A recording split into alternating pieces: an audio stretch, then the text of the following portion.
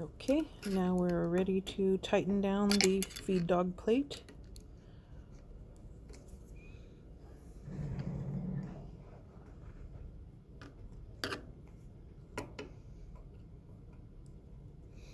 And when you put it in place, you got to make sure that the tab that's on the bobbin gets caught in the groove that's underneath this plate so that it cannot turn now. The inside should stay put, but the outside should be able to still move. So the little tab right there is getting caught in the groove underneath the feed dog plate.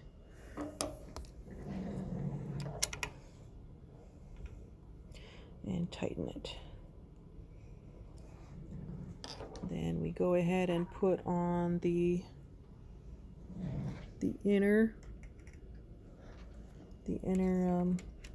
presser foot from the walking foot, and to get it on there you have to push the lever to lift the presser foot.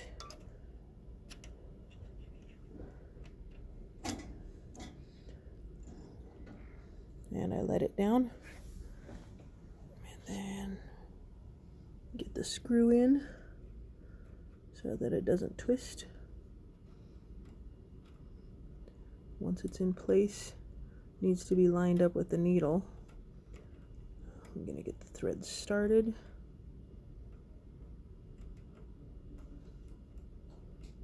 Actually, they were probably on the front.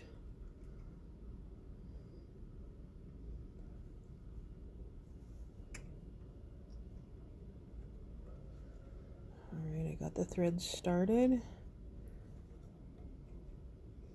And see how it's spinning around?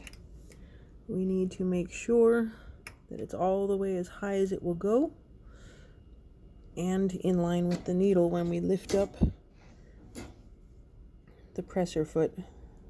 The hole needs to be lined up with the needle, and then we're going to tighten this screw down.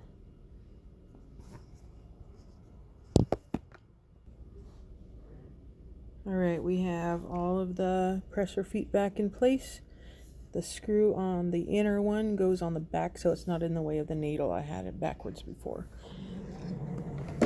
The other one, the screw is on the outside of the foot, not the inside. Alright, then we can go ahead and put this back, close it, and I put a bobbin with some thread in there, and I'm going to thread the top of the machine. Maybe I should show you that too. Let's see. I'll show you how to thread it too while I'm at it.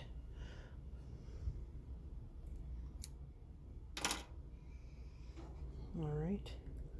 So the thread goes from the hole on top of the thread tree to this first hole. Goes around the tension discs. I kind of need two hands for this.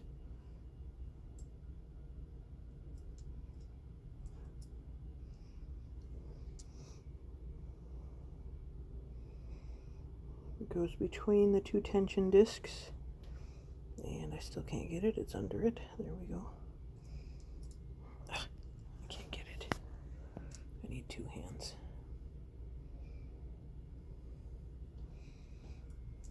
Between the two tension discs, then into the second hole.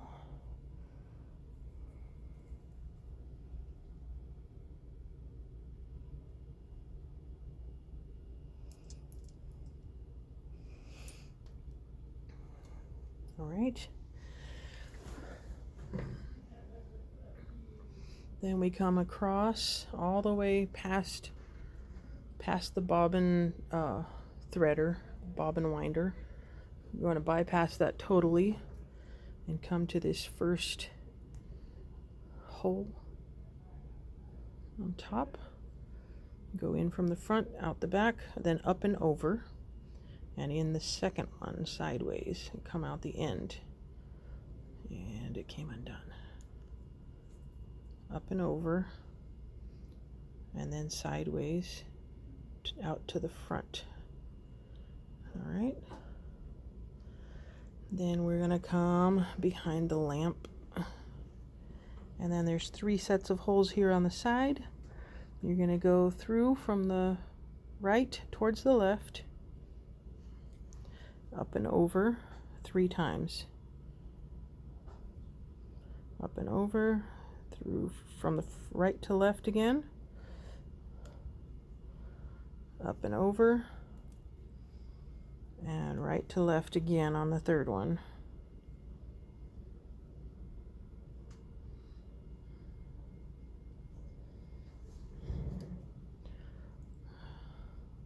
This is hard to do with only one hand.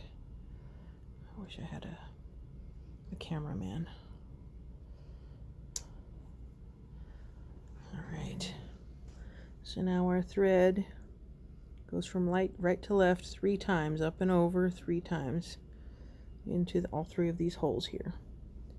Once you do that, then you come up and over the tension disc, between the 2 discs,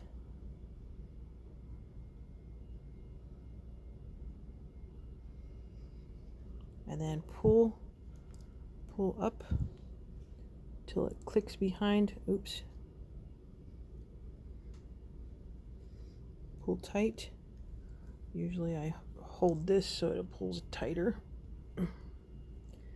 And then you're going to come up and over this little pin at the end. I don't know if you can see that. After it goes around the tension disc, you're going to come up and over this little pin at the end, and then go down through the 2nd set of tension discs and pull up until it goes behind that little notch. Once it does that, then you're going to come up through these 2 holes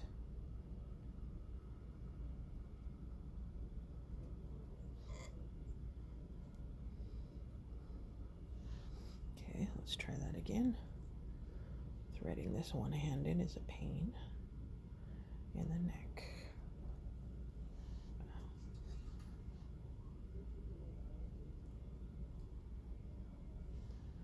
All right, and it came out of here. There we go. Now we came up through both of these holes, and then we look for the hole. I don't know what this is called. I just go through the bottom hole. I don't know if you're supposed to go through both, but it seems to do fine with just the bottom hole. Come out on the other side, and again it's right to left.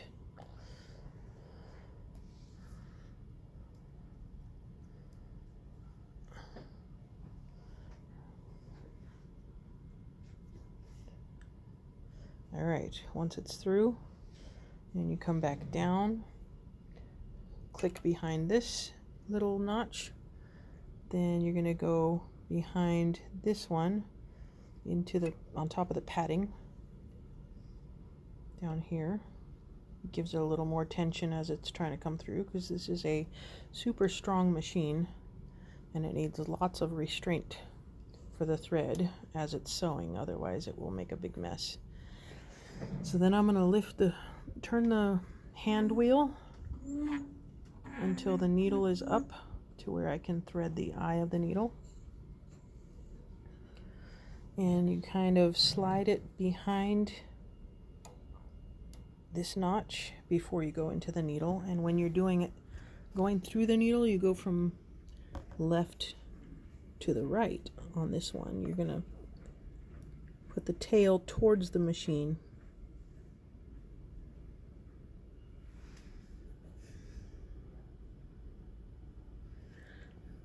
The end of the tail needs to be towards the machine, not away from it. Once you pull it tight, not too tight, the tail of the bobbin should be down here. And when I put the bob in it, let me go ahead and do that because I did it before I started the video. Take it back out. To thread the bobbin, you have the bobbin coming with the thread coming out towards the tail needs to come behind it and towards the machine to the front.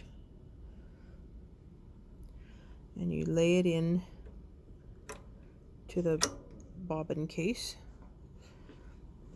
And the tail, I hold the bobbin with my one finger and then have the tail go down through the slot and slide it all the way over until it goes behind the little black tab that's under the slot. It needs to come all the way over there, and the thread should not be on this side of this tab.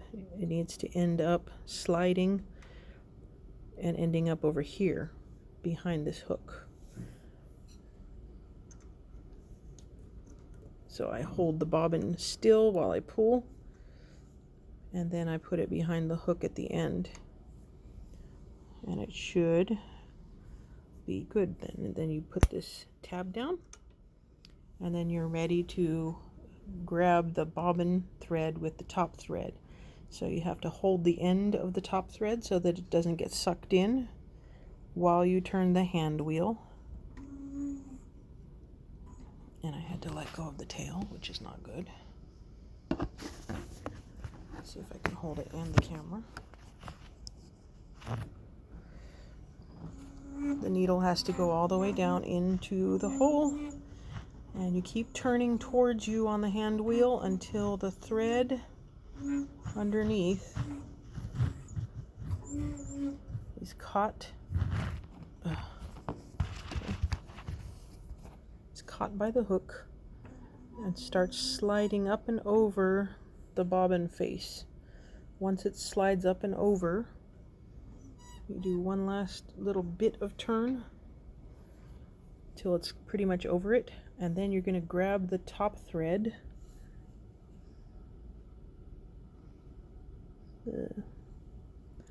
the top thread, and pull.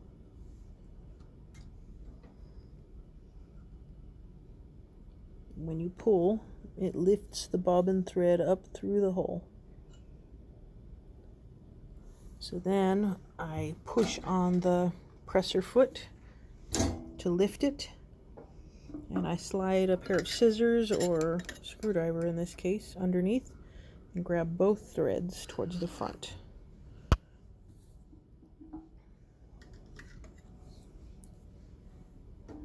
Then they should both be coming out on top. Then you can slide the door of the bobbin thread closed, and you have both threads up top now, and you put them towards the back and you're ready to sew. So now I'm going to stitch this test piece of webbing. When you first start stitching, you need to hold the top thread. Sometimes I just hold both. If you don't grab the tail end of the thread when you start stitching, it'll get sucked down inside and cause a knot. So on the first 2 stitches or so, you hold the tail and then you can let go.